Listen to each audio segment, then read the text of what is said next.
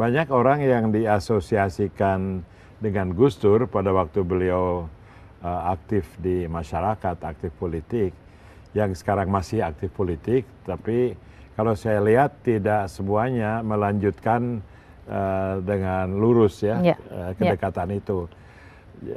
Tadi Alisa katakan orang yang berkiprah di bidang politik itu tidak Anda urus. Terus harus diapainnya mereka itu karena sering juga memakai nama Gus Dur. Betul, kan? betul. Bagian saya itu mengingatkan masyarakat untuk melihat dengan jernih. Karena itu tahun 2011 keluarga Ciganjur itu mengundang, waktu itu memang dari ratusan sahabat dan murid-murid senior Gus Dur, kita pilih-pilih yang mewakili gitu.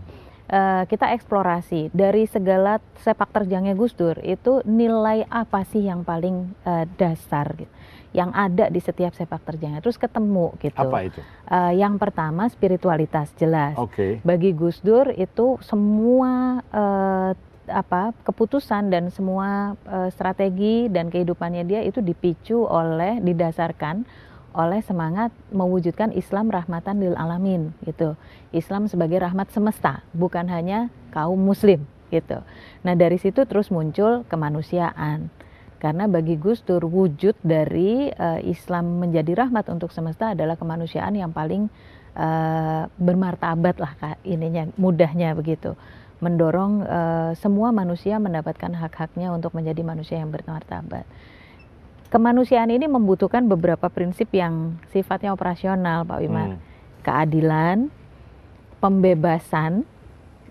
Pembebasan ini nanti kita bicara penindasan. Bagaimana Gus Dur anti penindasan sangat kuat gitu, sehingga penindasan dalam bentuk apapun pasti ditolak oleh Gus Dur.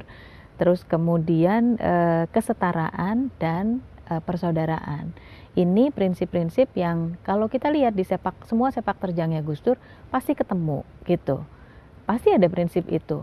Membela Ahmadiyah misalnya. Iya.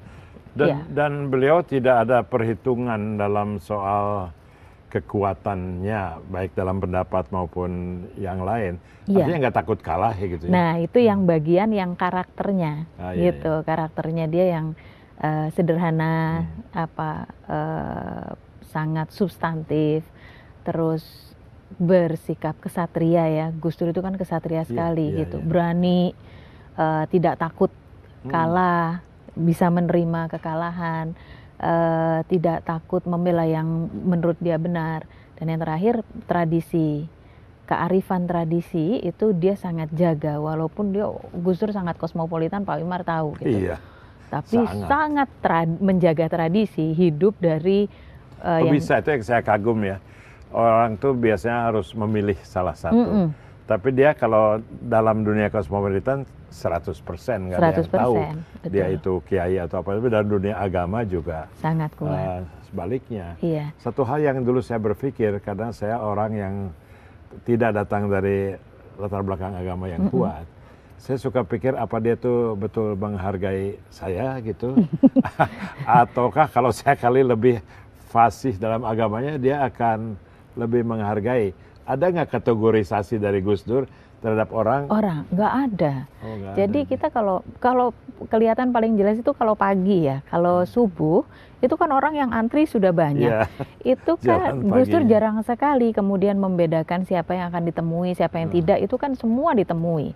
Bahkan orang yang nipu-nipu, maksudnya minta uang, minggu ini minta uang, minggu depan datang lagi minta uang, itu juga terus ditemui gitu. Bahkan kalau ada uangnya ya memang dikasihkan. Waktu kita protes, kan kita tanya gitu, Bapak itu kan orangnya kayaknya memanfaatkan kebaikan Bapak gitu. Masa minggu ini minta uang, minggu depan minta uang untuk ini yang lain gitu. Jawaban Gus Dur waktu itu begini, dia menipu itu urusan dia dengan Tuhan. Oh iya, saya ingat sering dia bicara gitu. Mula-mula saya pikir jangan begitu dong, tapi lama-lama saya pikir itu betul. Betul sekali. Dia minta tolong Bapak, kalau Bapak mampu ya Bapak bantu.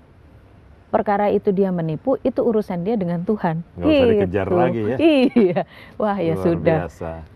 Jadi ya itu yang saya bilang, saya banyak sekali belajar, tapi susah dipraktekannya juga. Betul. Karena harus sangat besar sekali cadangan pengertiannya.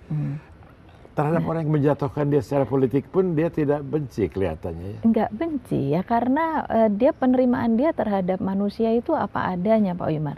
Hanya dia akan menolak perilaku yang menurut dia itu perilaku yang tidak layak gitu. Jadi bukan orangnya tetapi perilakunya. Gitu. Itu yang selalu jadi persoalan. Kalau kita ingat dulu waktu di istana, waktu yang demo Laskar Jihad, Iya. itu kan orang-orang yang memaki-maki dan menghalalkan darah Gus Dur, tapi ya tetap diterima kan, Saya senjatanya tuh sedih ditaruh di sekali dengar luar itu. gitu, kemudian mereka masuk ke dalam istana ketemu dengan Gus Dur gitu. Ya sebenarnya dia tuh too good to be a president ya. In a way lah. Kita break dulu nanti kita lanjutkan. Iya.